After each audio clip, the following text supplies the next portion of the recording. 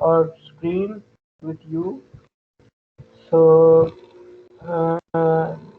we have got only 4 people at the moment. So let me recap which we discussed in the last week. So we are discussing the viscous flow through pipes, and in the last class we discussed about the derivation of the relation between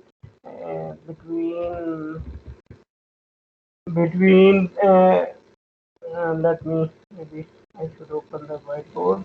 So we discussed about the relation between shear stress and pressure drop and the volume flow rate in a fully developed steady laminar flow through pipes. And if you remember the last slide we covered, that was this slide on which we discussed that the velocity and volume flow rate are function of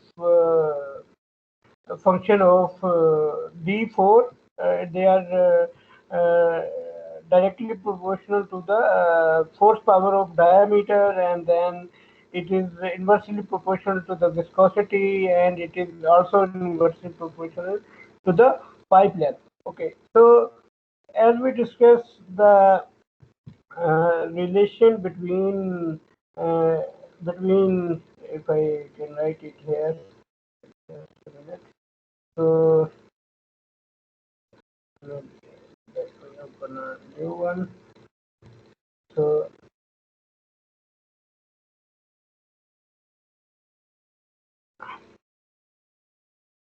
in the last class we discussed the relation of delta P, tau, tau omega, and Q, which is the volume flow rate for fully developed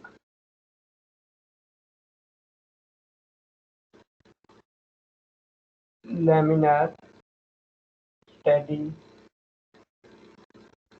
pipe flow. Now, as we know that what is the function of tau W, which is the wall shear stress,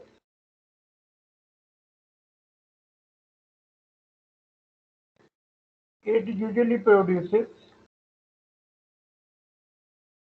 drag force which resists the flow, the fluid flow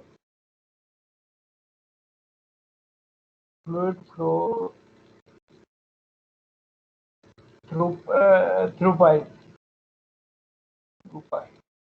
Now, okay, that is good that we know that omega is mu into du upon dr at r is equal to r. But it would be far more convenient if we can represent this delta p in terms of some friction factor.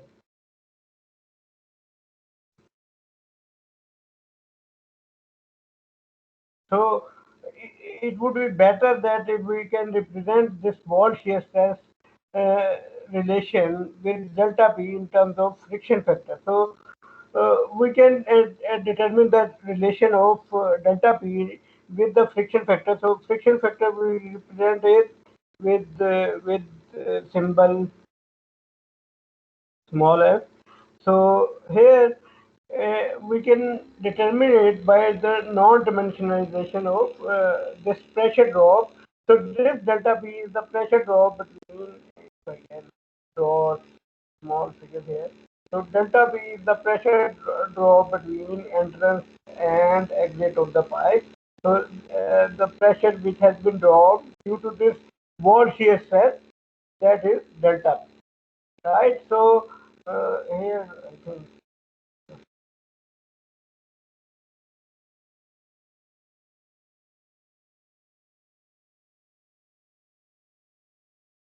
okay, so we'll just leave it. So we are talking about relationship of delta P with the friction factor.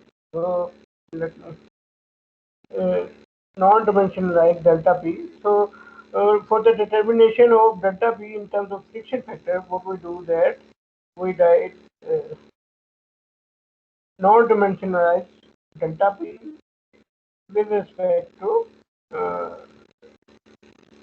so we can non-dimensionalize delta P by dividing it with half rho V square. So we can easily see that the dimension of delta P are Newton per meter squared, and also the dimension of this in the denominator, that is also Newton per meter squared. So now, as we discussed in the last class, that delta P can be written in form of the mean velocity by this relation, which is delta P is equal to 32 mu L V upon g square. If we see this second relation here, which is this one, V is equal to delta P d square upon 32 mu L, right? So from here we can write delta P, that is equal to 32 mu L into velocity.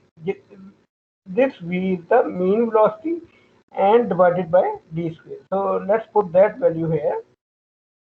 So if we put that value here,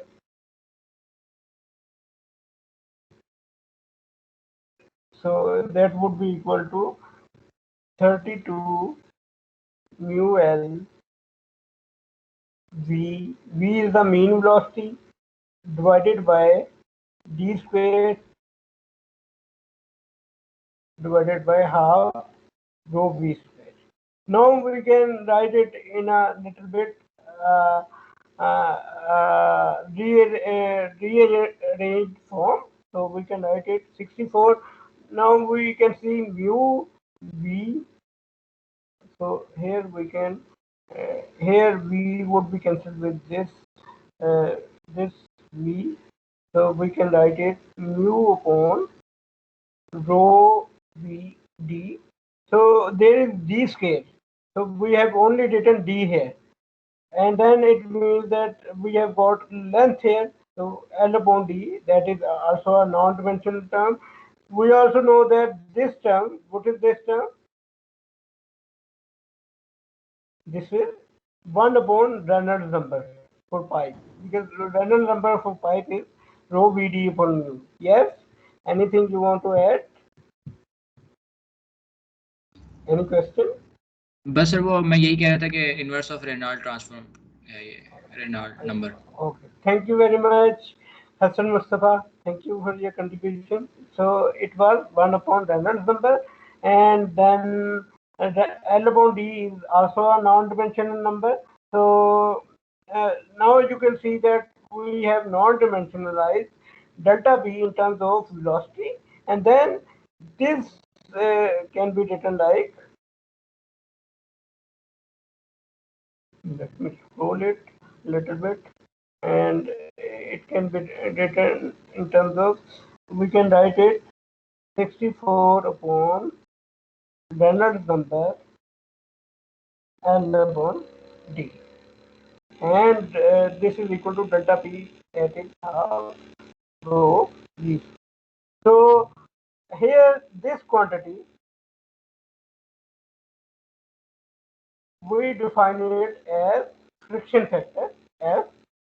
So basically, for the laminar fully developed pipe flow, it is the inverse of, it is inversely proportional to Reynolds number. So it means that we can write it like this. In the next step, we can say that delta P is equal to F L upon D half rho V square. So if we plot it, this friction factor with Reynolds number, if Reynolds number is increasing this way, so because it is inversely proportional, from here we can see that F is equal to 64 upon Reynolds number. So it means that it would have some kind of this inverse linear relation. But don't you think that it is surprising that if we increase the Reynolds number, so the friction factor is decreasing? So if we think about physical flow, so whether it shouldn't be the case that if we increase the velocity of the flow, then the frictional force or the drag force should increase rather than it should decrease. So the answer for this lies in this quantity. Because if you see that here it is v square, and in this, because when we say that delta V is FL upon D into half rho V square, and F has got 64 upon Reynolds number, so Reynolds number has something we have got, we can say that if we replace it with that quantity, just a minute, let me write it on the next uh, point, just for the clarification. And so I am writing it again in terms of 64 into rho VD mu and L upon D into half rho V. Now you see that we can cancel V with the this V square. So delta P is basically directly proportional to velocity. So that is that we expect that if we increase the velocity, then the pressure drop would increase, then the drag force would increase. But due to this half rho v square, the friction factor, because we have defined it like 64 upon Reynolds number, so it gives us the misleading, what do you call it? That misleading idea that maybe friction decreases as we increase the Reynolds number, but actually it increases with the with linearly with the velocity. So that is what we really expect. So please don't think that friction decreases as we increase the Reynolds number, right? So that was it. For now, we can go through the slides, and then we can do one numerical problem for friction factor and these forces calculation for laminar flow. And then first of all, we discussed about the concept of friction factor with respect to non-dimensionalization of delta P. So delta P, we replace it with the mean velocity by the relation which we derived in the last class, and then from there we can kind of write it where F is the we call it friction factor, and also we call it Darcy friction factor because that is the name of the scientist which proposed this.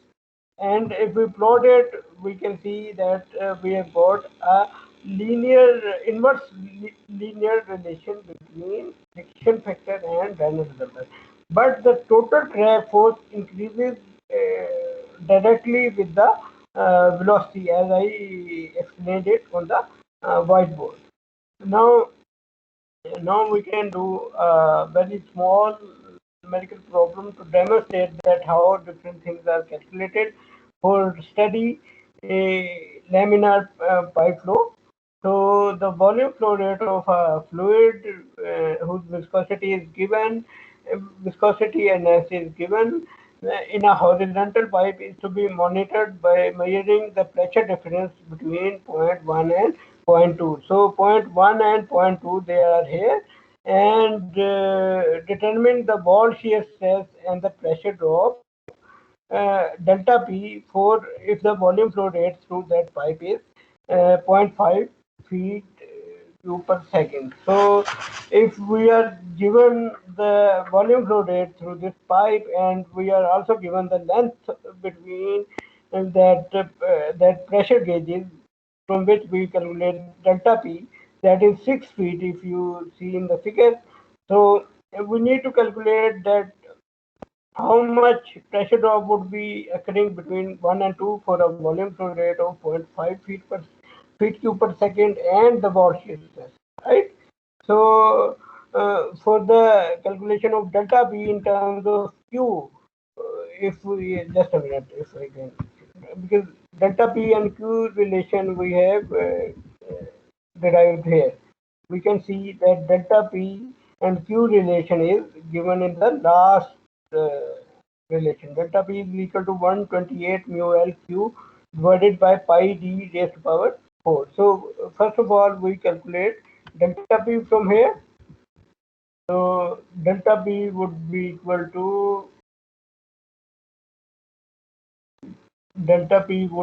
to from here we can calculate. Let me do it here.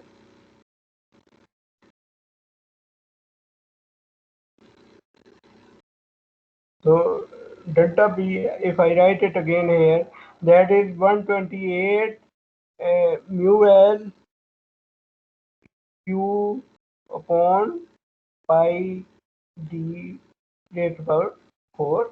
And then if we put the values, we have been given the value of mu, which is 3.8 into 10 to power minus, let me see it from here, 128, it is, what is that, 3.8 into 10 to power minus 3.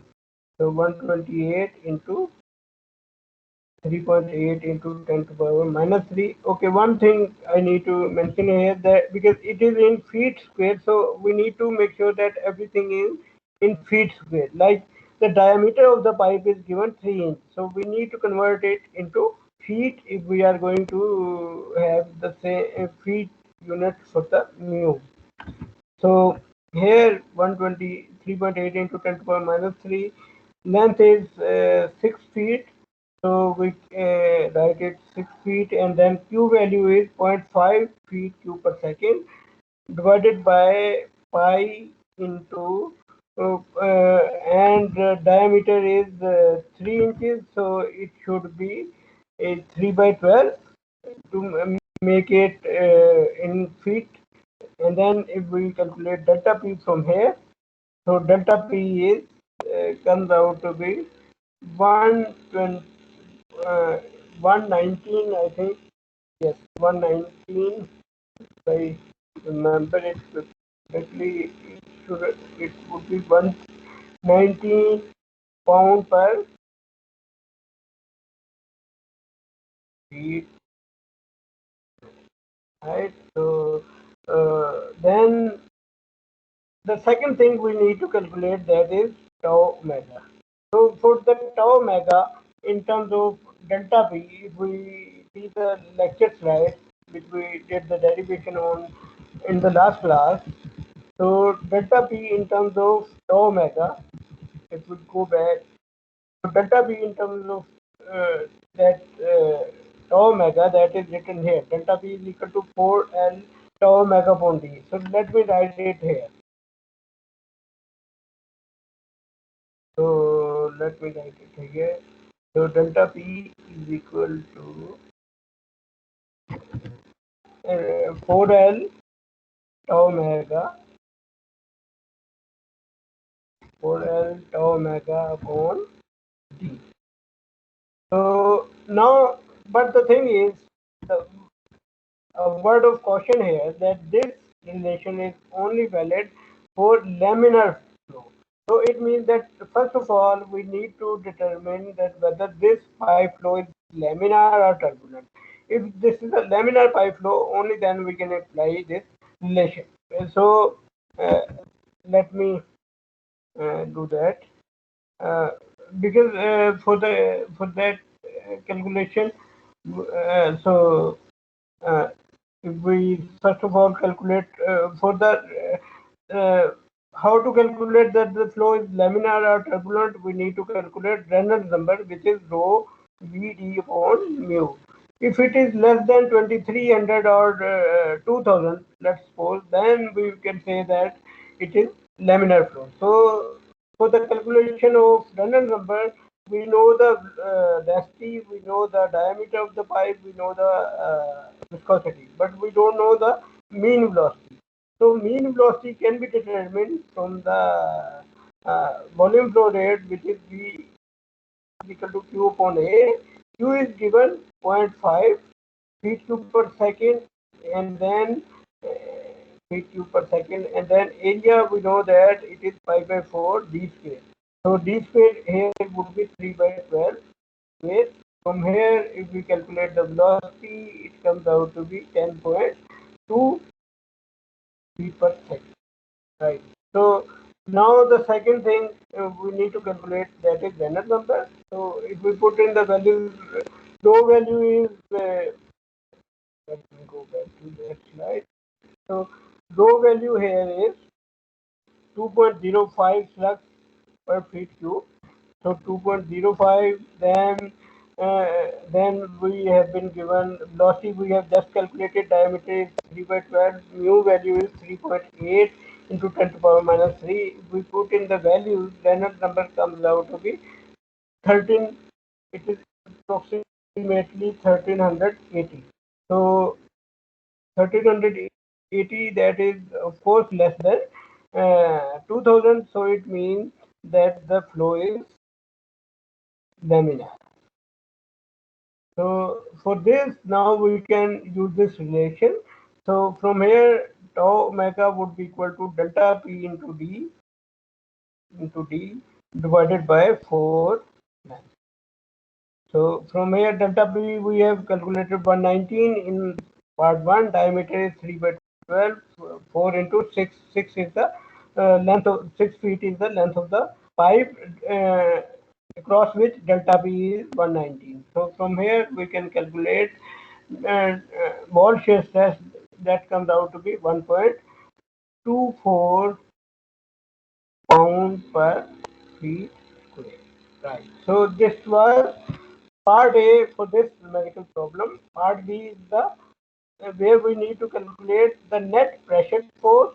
So net pressure force, if you see this pipe flow, net pressure force would be acting in the positive x direction, and the net shear force which is being applied by the pipe surface, that would be acting in the negative x direction, so that they are balancing each other, so there is no acceleration of fluid. So the flow is fully developed. It means that velocity does not change in x direction.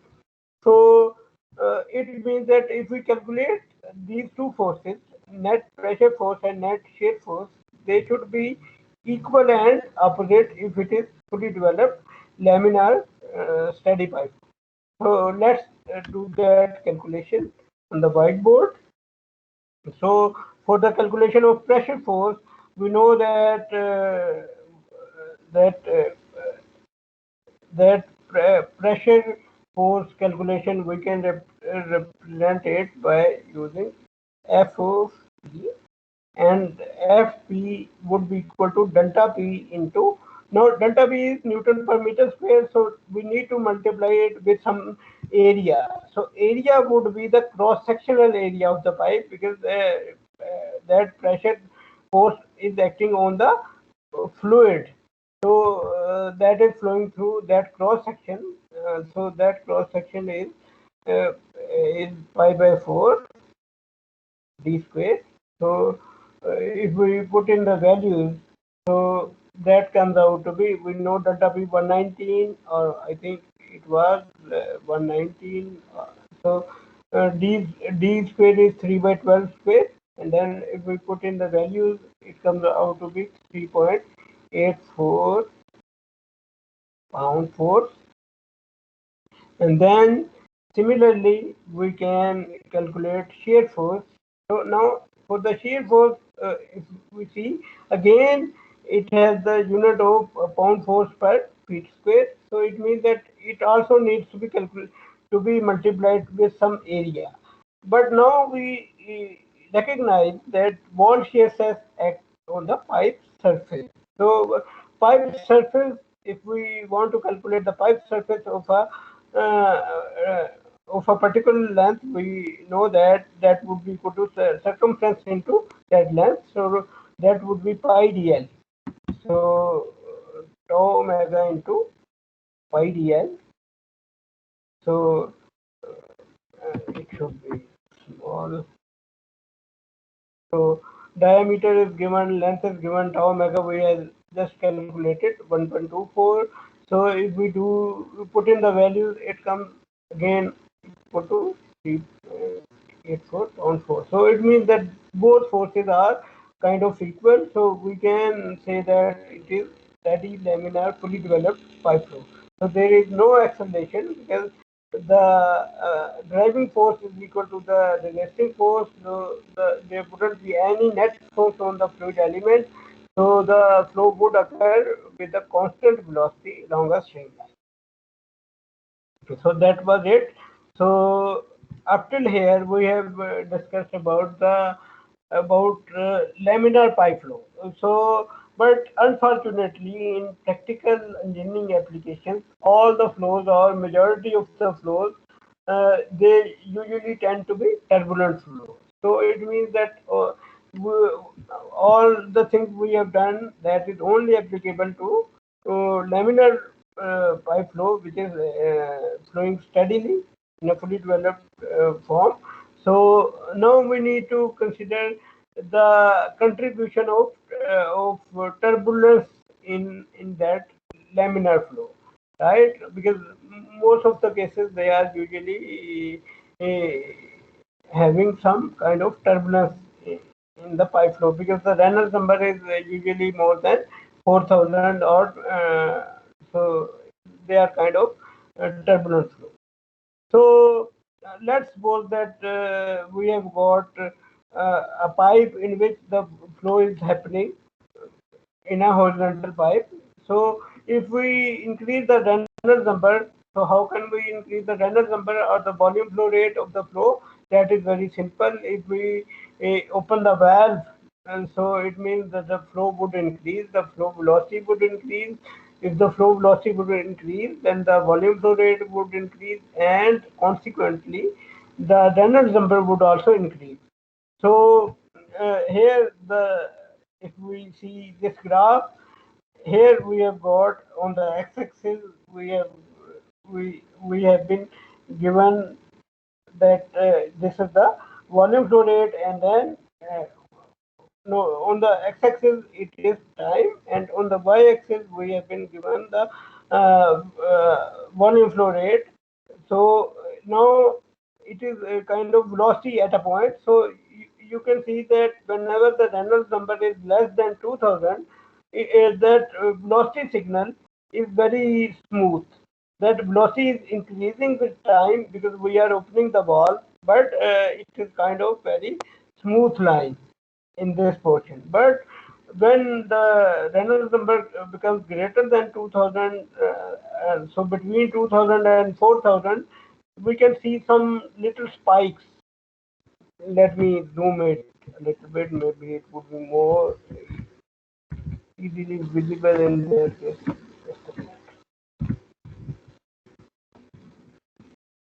So here you can see that we have time on the x-axis and the velocity on the y-axis. So we can have some gauge to calculate velocity at certain point, and we can see that there are some fluctuations, intermittent fluctuations in the transitional range. And if we keep on increasing the volume flow rate by opening the valve more and more, then we can see that turbulent portions are there, right? So that is something which we usually experience when we open the valve uh, in our sink.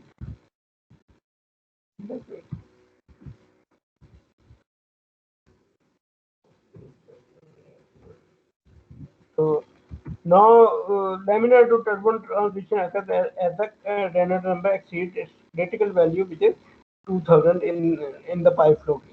So that can be visually seen as the top figure is for the laminar flow. As we increase it, you can see that there is some kind of transition, and then there is kind of some turbulent vortices in the pipe flow, which can be visualized by using high-speed cameras or by injecting some dyes, dye in the color dye in the pipe.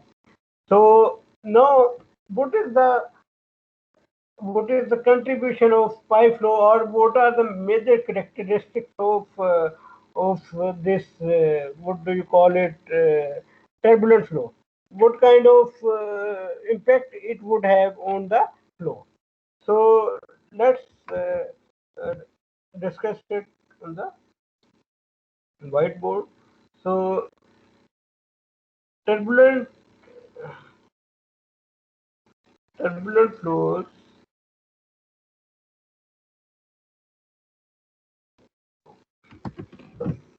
turbulent flows, they are characterized by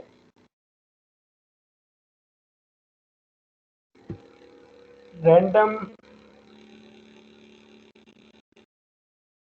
motion. We also call it chaotic motion.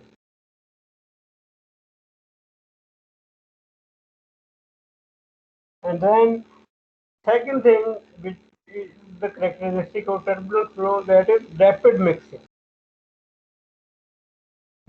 of the fluid. Okay, why there is a rapid mixing? Because in the turbulent flows we have kind of eddies, vortices. We also call them eddy, or we call it vortex, vortex. So, because of the vortex, what happens that if the fluid particle is near the wall, it would have very low velocity. But due to that vortex takes that fluid and takes it into the center line portion where the velocity is very high. So it means it is kind of increasing the mixing of fluid, and you can okay now. Third thing, which is the consequence of this, is the fluctuations in flow. Fluctuations mean that velocity and pressure fluctuation. How they are fluctuating, because in the turbulent flow, because that is a kind of chaotic motion, so it is quite possible that in a same streamline, one fluid particle is having a very low velocity and the other fluid particle is having a very high velocity, because there would be chance that there would be some vortex in this direction. So what it would do is that it would take a very high velocity fluid from the center line to the near wall region where the velocity is low. So that's why it would have more velocity, the fluid particle which has been transported from the center line to the pipe near wall region. And if we want to show that turbulent velocity signal in time. So this is time. This is some. It is kind of u velocity. So we do the stream velocity. So it can be something like this,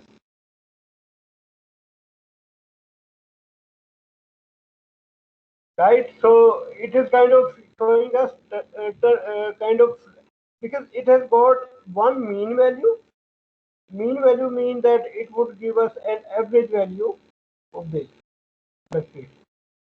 So we can say that an instantaneous velocity has two components. One is the mean value and one is the fluctuating component. So this is let me write it. This is instantaneous velocity. Instantaneous instantaneous velocity. This is mean velocity. Now we are this mean velocity, that is in time. We are talking about mean velocity in time, not in the space. We are talking about mean velocity in time, and this is velocity,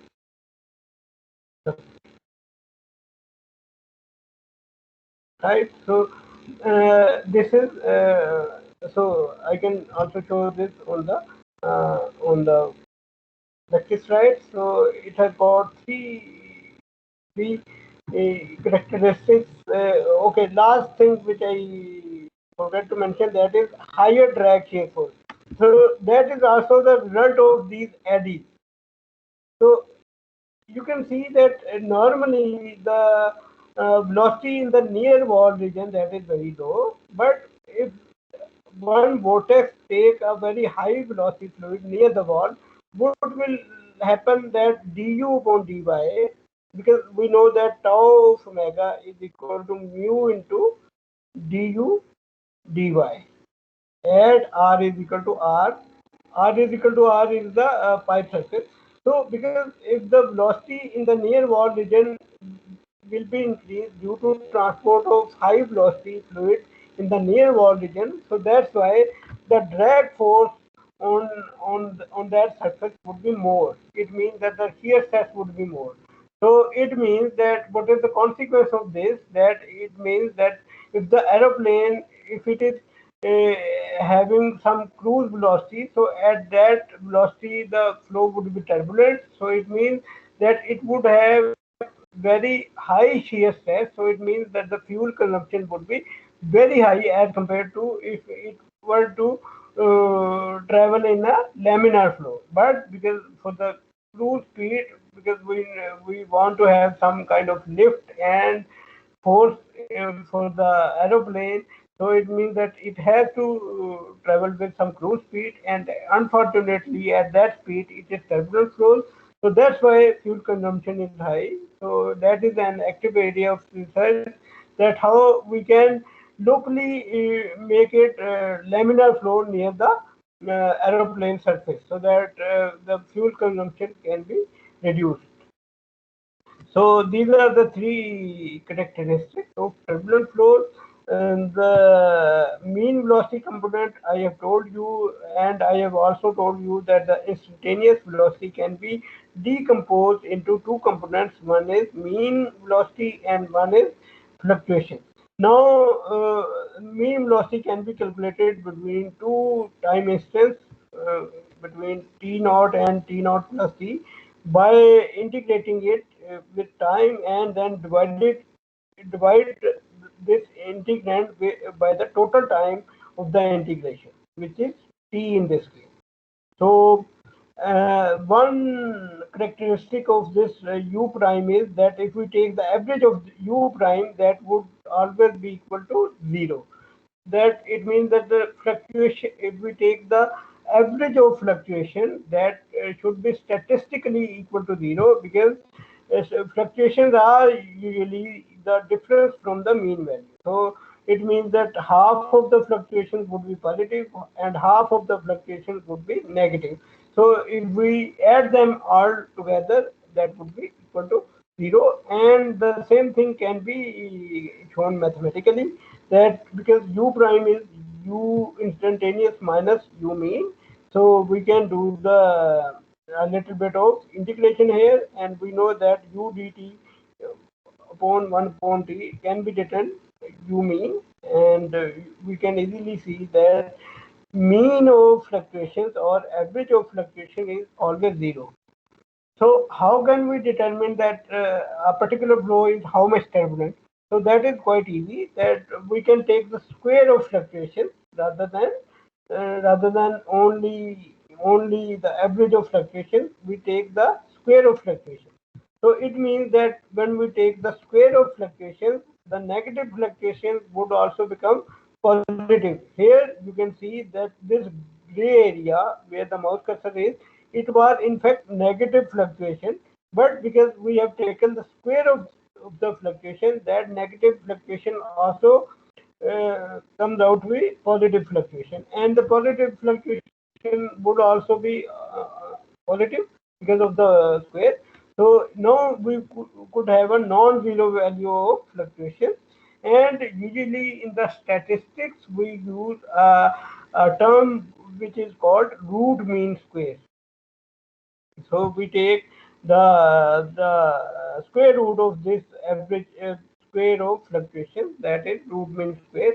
And for the in turbulent flows, we call it turbulent intensity, that we divide the root mean square of fluctuations divided by the mean velocity in time.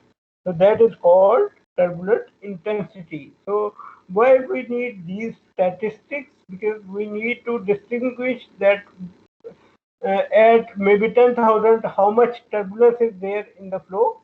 So we can always calculate the turbulent intensity or the root mean square of the fluctuation, and how much there would be turbulence if the Reynolds number is 1 lakh. So we can visualize that turbulence at 1 lakh would be far higher. It means that these values would be far higher for Reynolds number 1 lakh rather than 10,000.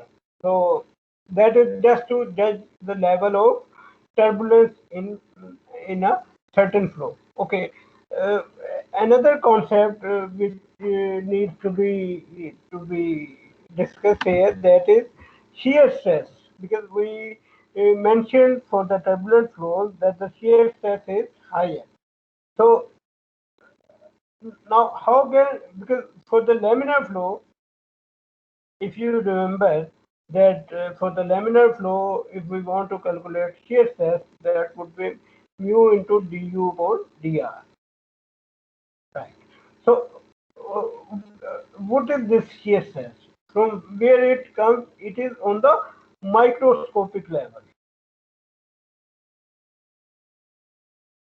Okay, let me give you a physical interpretation of this shear stress. Let's suppose we have got this is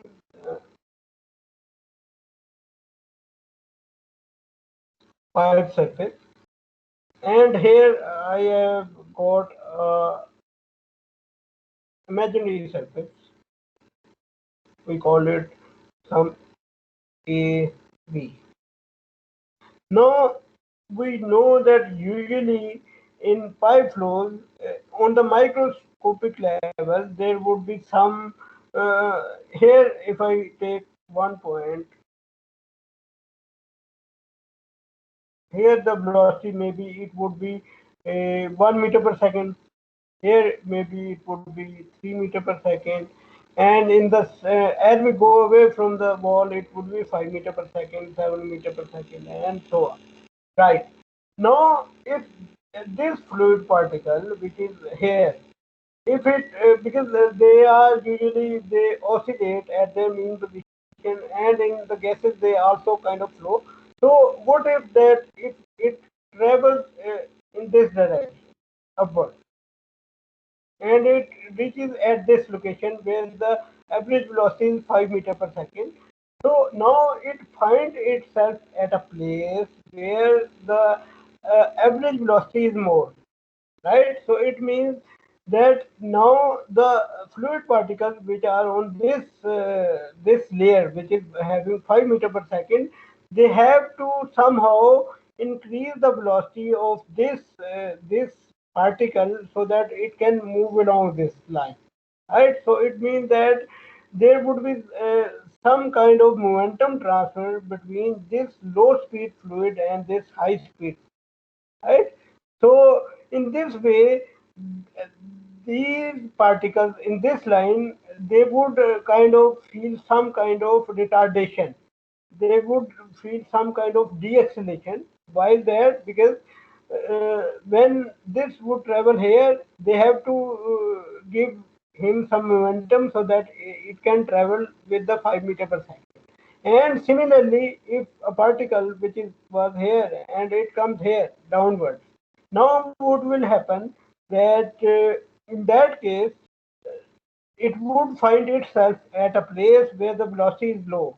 So it means that it has to deaccelerate. So it means that in a way this layer would get some momentum from the top surface, from the above layer, due to the translation of this particle, right? So in this way, the shear stress, when we say that there is some kind of resistance between the layers, so that resistance comes due to this translation of these particles along a streamline. So it means that it is kind of giving that acceleration and deceleration of particles due to their oscillation. So this is on the microscopic level. But what happens in the turbulent flows? Because in turbulent flows, we have got some kind of eddies or vortex, we call it. So in turbulent flows, these translation between the layers, they are very much at a higher rate, right? So it means that there would be, if there were only one or two translations in the laminar flow, maybe in turbulent flow there would be 10 to 20. So it means that there would be some contribution from this particle translation due to these vortices. So there would be another vortex that would be kind of taking high speed fluid to the pipe surface. So it means that if we want to show that the contribution of that turbulent flow, then the total shear stress we can write it as tau is equal to mu into du upon dr minus rho u prime p prime. Right. So this is, we call it turbulent shear.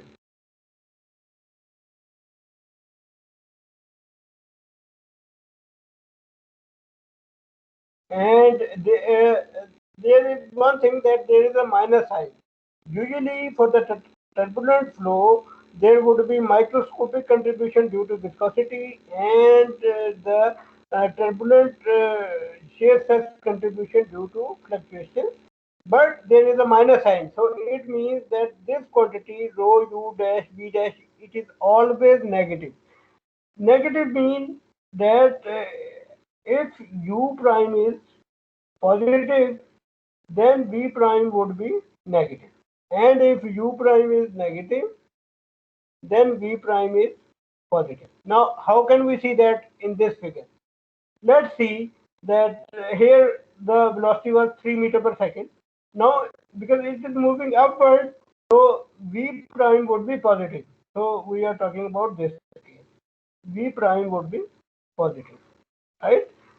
Because it is moving upward. And then when it goes here, it has got 3 meter per second, the average velocity is 5 meter per second. So fluctuating component of this particle would be negative, because 3 minus 5 is negative 2, right? Minus 2.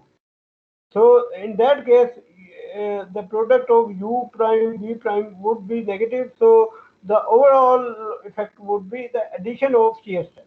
And secondly, we can consider this case: u prime is greater than 0 and v prime is less than 0. If this fluid particles come down here, where the mouse cursor is, v prime would be negative, because it is going in the negative y direction, and then u prime would be more, because 5 meter per second velocity particle would come in the streamline where the average velocity is 3 meter per second. So the fluctuating component would have a velocity of plus 2 meter per second. So that's why this product of rho u dash u prime v prime would be negative. So I hope that you understand this point. Please, I would again request that if you don't understand anything, you are free to ask question at any point. I am more than happy to repeat any concept which you couldn't understand. So this was the concept of microscopic and macroscopic shear stress. So macroscopic means that due to that macroscopic motion of due to those vortices, and this microscopic is the translation between the layers due to oscillation. So that is, you can see here that tau turbulent is minus tau u dash v dash, and I have told you that this product is always negative. So the overall contribution is the addition of that turbulent shear stress, and you can easily see that in the near wall region we call it viscous sublayer. That region is called viscous sublayer. In that region, the laminar portion has greater. If you see here that the laminar portion is greater here, but as we go towards the center of the pipe, then you can see that this dotted line, it tells us about the distinction between laminar and turbulent shear stress. On the left hand side we have laminar shear stress, on the right hand side we have turbulent shear stress. So in the at the wall we can see that all the shear stress is due to laminar shear stress, while there, because uh, uh, due to no slip condition, there is no velocity fluctuation at the pipe surface. But as we go away from the pipe, the turbulent shear stress increases rapidly and the laminar shear stress decreases. And at the pipe center, you can see all the stresses due to turbulent shear stress, and laminar shear stress would have very uh, negligible contribution. So if there is any question up till now, you can ask. Otherwise, we can take 5 minutes break and then we can join in 5 minutes time. So please let me know if you have got any query. Otherwise, we can have a break now. Thank you.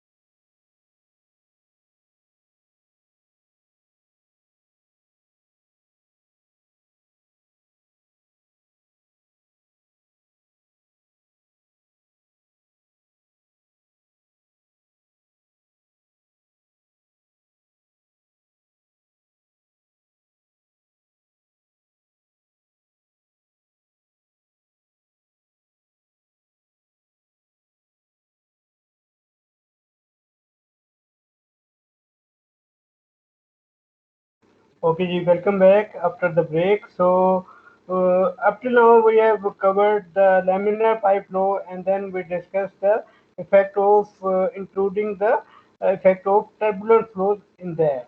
But for the pipe flows, we are majorly interested in calculating the losses in pipe flow. So, in pipe flow, the losses can occur in two ways. One is the due to the wall shear stress, and the second one is due to the what do you call it, the components, as we discussed in the previous week lecture. So uh, for that, we need to compare the energy equation with the Bernoulli equation, because if you remember from your chapter 5 knowledge, that, or FM1 knowledge for that sake, that Bernoulli equation gives us the relation between pressure, velocity, and elevation when there is no frictional force. But because in case of viscous pipe flows, because we are saying that there would be some viscosity effect, so it means that there would be some kind of frictional losses when the flow happens through that pipe. So if you haven't read in chapter in FM1 the section 5.33, please do read it, because it gives you the comparison between energy equation with the Bernoulli equation, which would be the basis for the calculation of losses in chapter number 8. So I have put that material in a concise form in the lecture slides. So we are going to discuss it here, so that how we can measure the losses for the due to viscosity by the comparison of energy equation with the uh, with the with the Bernoulli equation. So let me show you that here. So first of all, if we know that for an incompressible one-dimensional steady flow, the energy equation can be written m dot into. If you remember that if there is no shaft work, if you remember that, let me write it on here from your thermodynamics knowledge, first law of thermodynamics, that if you remember that Q net in minus W net out is equal to delta E. That is the statement of that is the mathematical form of first law of thermodynamics. Now this delta E, that is basically if delta H, which is enthalpy, plus delta P plus delta K. So that is the changes in potential energy and kinetic energy, and delta H, we know that H is equal to U plus PV, P upon rho, right? H is the enthalpy, U is the internal energy, P upon rho is the flow energy, we call it. So that is which we must have learned in Thermo 1. So if we ignore the shaft work, then we can and multiply it with m dot. So this equation can be written in form of this. Here, this U is per unit volume. You can see a little bit of tilde here, tilde. So that is, we are talking about per unit volume. Then we have got this U plus P upon rho, that is enthalpy. Then this is the change in kinetic energy, and then Gz out minus Gz in, that is change in potential energy, right?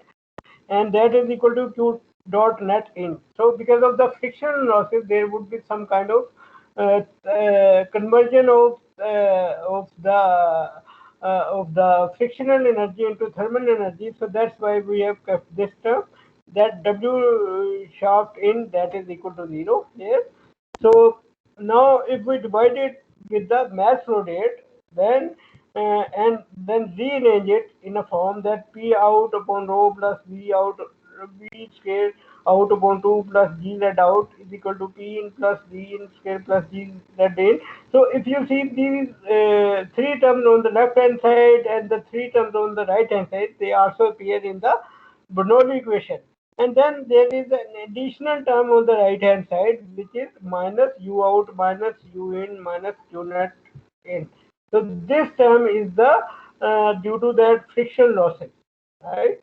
So for the clarity, I have written these Bernoulli equation here. So you can see the fourth equation with the second equation. They are essentially the same, apart from this subtraction of this term u out minus u in minus q net in on the last thing. So this term is basically the loss which the flow experiences due to friction, right? So I have written it here again. Now we can clearly see the comparison between the energy equation and the Bernoulli equation. Energy equation is written on top and Bernoulli equation is written on the second, and we can see the additional term, which is the frictional loss term on the in the energy equation term. So for the steady incompressible flows without any frictional effects, so that is the uh, major assumption, one of the major assumption in the Bernoulli equation, that is always equal to zero, right? But for the case of steady incompressible flow with friction, so we are talking about viscous flow through pipes. In that case, this is always greater than zero. So that's why we would have some uh, the energy would be at a lower value at the end of the pipe due to those frictional losses. So the energy which is coming in, that would have a little bit less value at the uh, outer outer stage of pipe due to friction losses, because that part of energy has been converted into thermal energy. So it means that the flow energy would be a part of that flow energy has been converted into thermal energy, which increases the temperature of the that flow, maybe with a few degrees or maybe less than few degrees. It depends that how much losses are there. So it is just analogous of this, that in winters we usually rub our palms against each other. So that is the one way of having that conversion of frictional energy into thermal energy. So that concept is also happening on the in the fluids as well, due to the interaction of molecules. So there is some conversion of that flow energy into frictional into thermal energy. So this term represents the loss of useful energy that occurs due to friction. So this loss, it means that it is not being destroyed. That energy is being changed into thermal energy. So which means that the flow temperature should increase a little bit. So now we can see that the additional term on the right hand side. So the first six terms, they are the same as it was for the Bernoulli equation, but this loss term, that is due to frictional losses, and the losses due to flow inside the different components like walls, tees, joints, and pumps, turbines. So there are some kind of losses due to those flow discontinuities, right? So most of the turbulent pipe flow analysis is based upon experimental semi-empirical formulas, because we know that, as we discussed in detail in chapter number 6, that the solution of Navier-Stokes equation is only possible for certain simplified cases like flow between parallel plates if the flow is laminar fully developed, but for the turbulent cases there is no generic solution. So it is rather experimental or semi-empirical correlations which are available for the turbulent pipe flow. So it means that we need to come up with those patterns, so which we would come across in the next few slides. So here the energy equation is again written. Now the short work is written here. In addition, right? Because for the fluid flow problems in the piping system, we usually have pump or turbine installed. So that's why we have put W shaft net in. So in case of pipe work, pump work, we would have W shaft net in would be a positive. Otherwise, if we are talking about pipe application, there is a turbine installed, then there would be W shaft net in negative. And the second consequence of this, due to friction, as you have discussed in case of thermodynamics, that the actual pump work is more when there is a friction involved. That is represented by isentropic efficiencies. If you remember the TS diagram for the steam power cycle or gas power cycle, so the concept of pump isentropic efficiency and turbine isentropic efficiency, they include the frictional effects. So the consequence of including the friction for the pump is that the pump work required is more, and the turbine work which we get out of that system, that is usually less. So this is we have written it in terms of loss, and then the loss term can be divided by comparison with the Bernoulli equation, which we have done on the previous slide, and then more input work is required in case of pump and less output work is required for the turbine. If I show you the TS diagram for the if you remember your Thermo 2 course, I hope I am very hopeful that you have taken a course of thermodynamics too, maybe in your previous chapter, in your previous semester. So in that, if we draw the TS diagram for that, so if you remember that there is a bell-shaped curve here, that is the saturation curve, and then there is kind of, if we draw the cycle here, that is like this. That is pump work, then we have got boiler here, and then superheated region, and then that is turbine work, and then this is something. So this is ideal when there is no friction, but then when there is friction, then I can draw it here. Then due to friction, that is increase in pump work, and then from here, then we would have some reduction in turbine work. So the pump work, this is, let me write it, this is pump work. Pump work, here you can see that for the dotted line or the red line, it has been increased by an amount, and then the turbine work that has been reduced, right? So that is the concept which is being written in the last bullet point here, right? And then we can write it.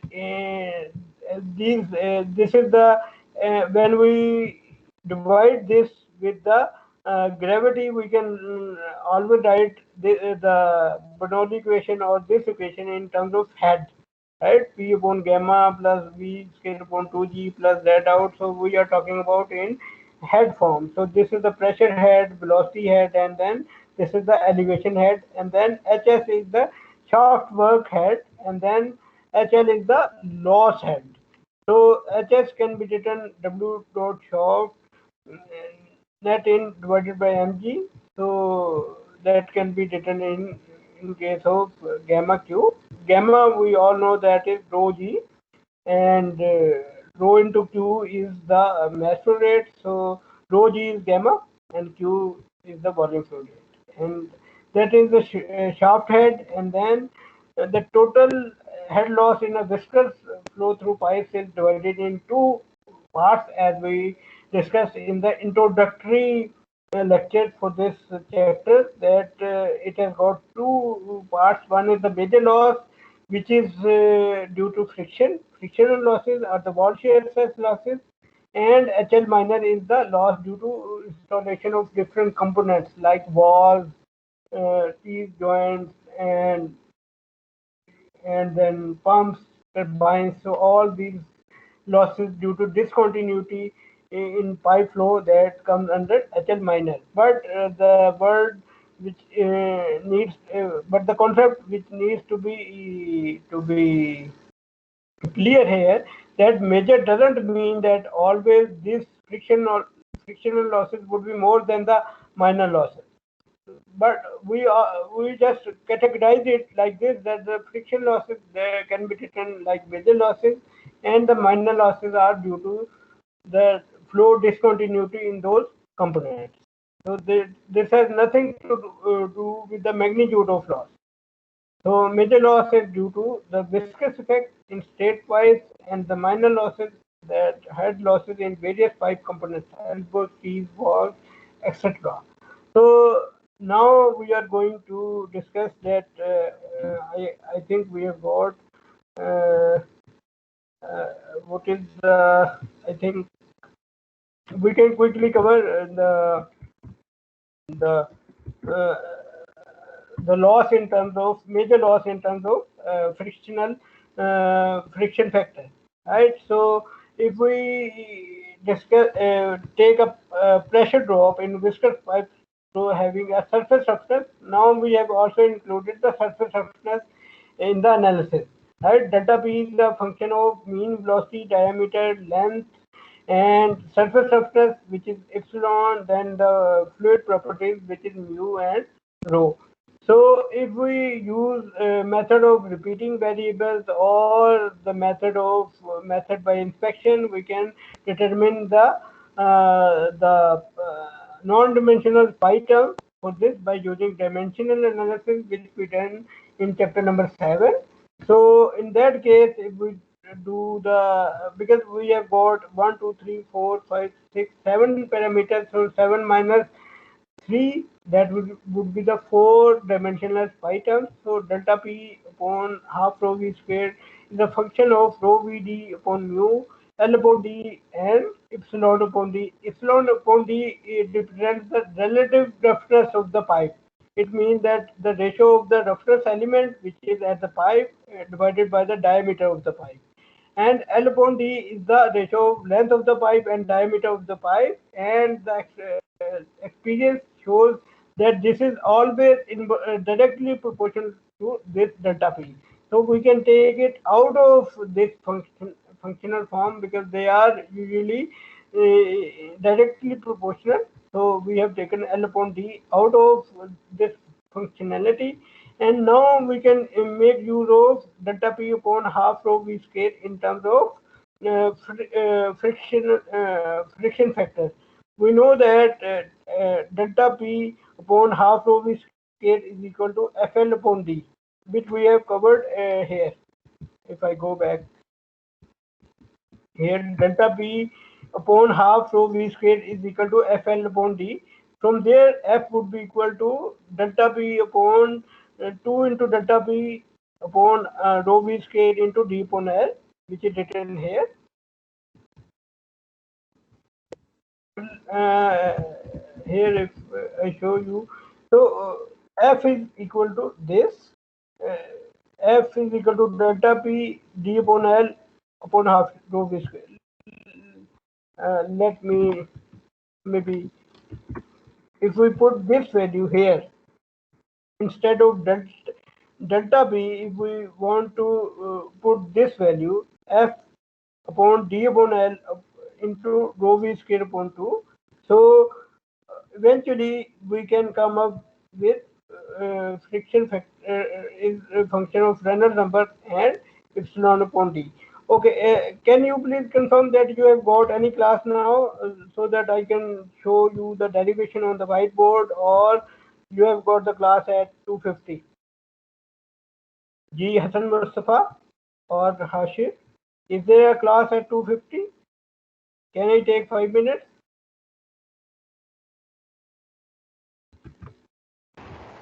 Yes, आप ले लें चलें. Okay, thank you very much. So let me take the snapshot here. Just a minute.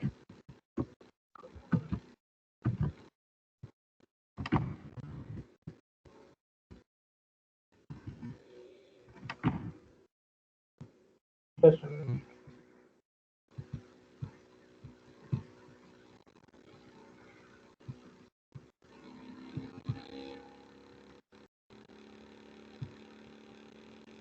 So let me take it on the whiteboard, and then from there we can do the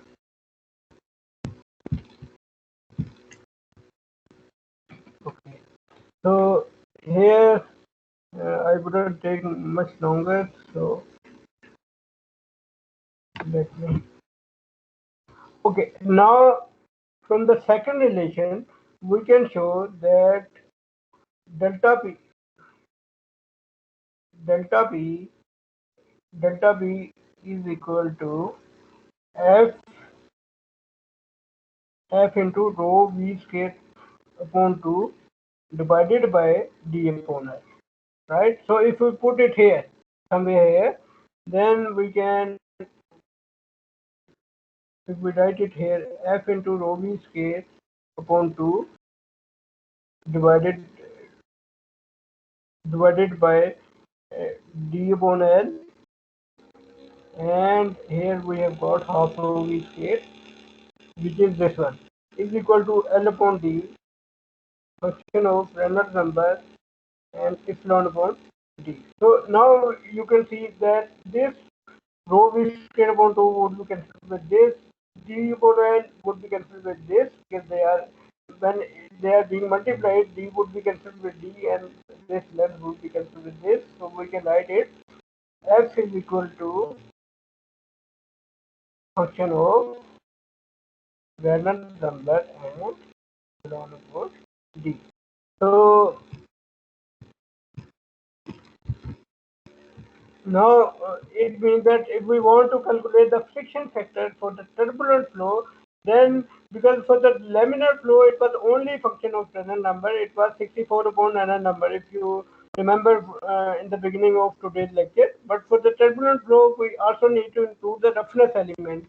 Roughness, so why is that? Why we need roughness to be considered for the turbulent flow? Because for the turbulent flow in the near wall region, the velocity is very. For the laminar flow, why don't we consider the roughness element? Because that in the laminar region, the near wall velocity is very low. So even if there is some roughness element, the velocity is already very low, so it is not very much disturbed by the presence of that roughness element. But for the turbulent flow, because the near wall velocity is very high due to that rapid mixing of fluid, so that's why that high velocity is disturbed quite significantly by the presence of these surface roughness. So they have shown the that very that zoomed in view. So for the turbulent flow, we can see that because the velocity is very high, so roughness element becomes very significant. But for the laminar flow, because that velocity would be achieved after some distance from the wall here. So for that case, the roughness element for the laminar flow doesn't play any critical part. So for that reason, we do not include it for the calculation of friction factor in the laminar flow, because there is one thing I can write it here. That is the last thing. Uh, there is a layer. Okay, that's fine. There is a layer in the near wall region, this distance, which is called viscous sublayer. In viscous sublayer,